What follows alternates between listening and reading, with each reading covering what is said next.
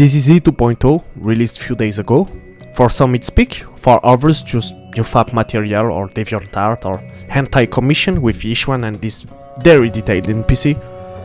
Whatever which side of the force you are, one thing is sure, this update is polarizing and crystallize on Twitter HoYoverse's fan biggest fear about Hoyo game model.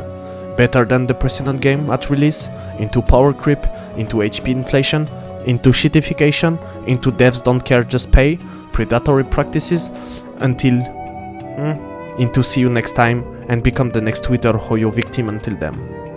So, as seen as this Hoyoverse pattern, it should be peak moment.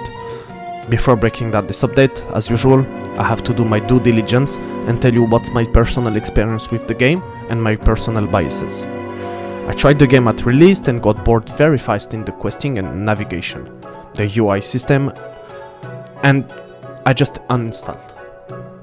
I almost came back for Jane though, but didn't, and finally tried again at 1.4. I've been surprised by the game improvement, and I had a lot of fun playing Miyabi, but still playing relatively casually and got bored by the same things that led me to leave in the first time. Then, Vivian release with the teasing of 2.0 and all the changes who were to come. This time, I locked in and cleared everything this game had to offer, except one single permanent event, the arpeggio, that I will probably never do. Here, I have a bias, and I'm aware of it. It was painful until 2.0. You can imagine clearing 1 year of content in 2 weeks, playing here and there is kinda intense, especially when you know Hoyoverse spacing, but we'll talk about this later. Then 2.0 came, and I locked in, and this time cleared everything, every quest and every endgame with the three teams I've been able to build. So now, let's break down this update. First point, the pacing.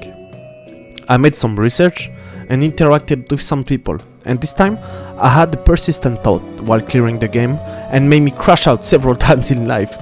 Why this game is so frustrating. I feel fucking punished. I wanna play, I wanna do things, not read endless text. And I talk about this with two people. One is a senior game designer in a Japanese studio. One is a junior level designer in a European studio. And despite the fact it's two different jobs in two different studios with two different approach in gaming, they told me the same thing.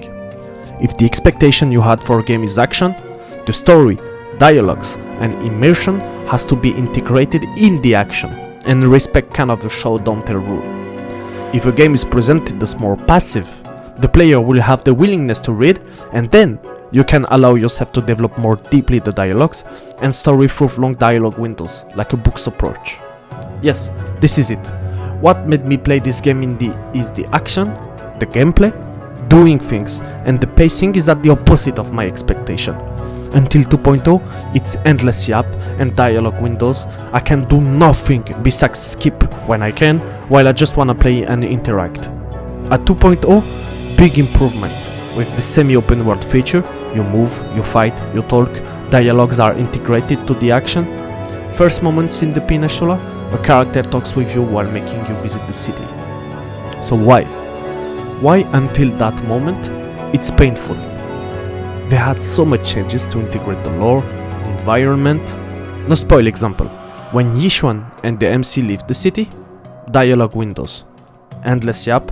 Instead of putting a scene in a boat, free camera, discovery scene with dialogues to introduce the new region, like in Rinasita discovery scene in Wuba, for example.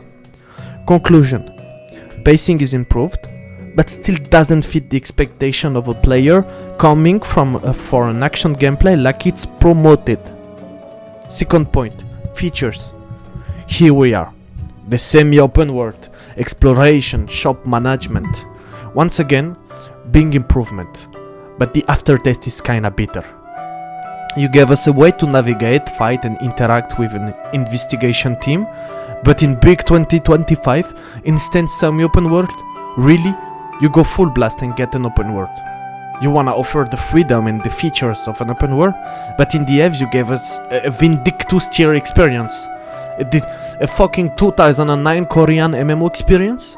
Kinda frustrating when you know what this game is able to offer if you push further development. Beside that, good RPG integration with the temple and commission feature. I kinda regret it's not exploited to produce characters building resources. Third point, reward. I have to stay neutral. I didn't keep track of it or made some research to see if they were generous or not. Last point, content. Content-wise, the Game I 2.0 offers a pretty full experience, but the after-story experience is kinda sad and leaves a bitter taste. Just completionism without deep exploration. It lacks some endgame content, and I gonna be honest, Shinyu Defense and Deadly Assault is not only doable for a young account, but doesn't take that much to complete. Bonus point, new player experience. If you're interested by the game, I would recommend two approaches. First is that this game would be a side gacha, the kind of game you go in when you have nothing to do at the moment and you have 1 hour to kill, and a good eye candy, a good goon game. Second approach is, meh, I'll play for the story. I respect it, and approach this game like Doki Doki Literature Club and enjoy the story.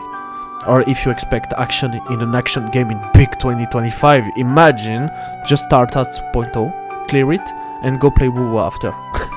If you like the video, don't forget to like and subscribe. You can catch me pretty often crashing out on gacha games, FPS, Souls-like, MMORPG. Join the Discord to share your experience and chill with the community. All the social links are in the description. Until next video, take care of yourself and your finance. See you next time. Peace.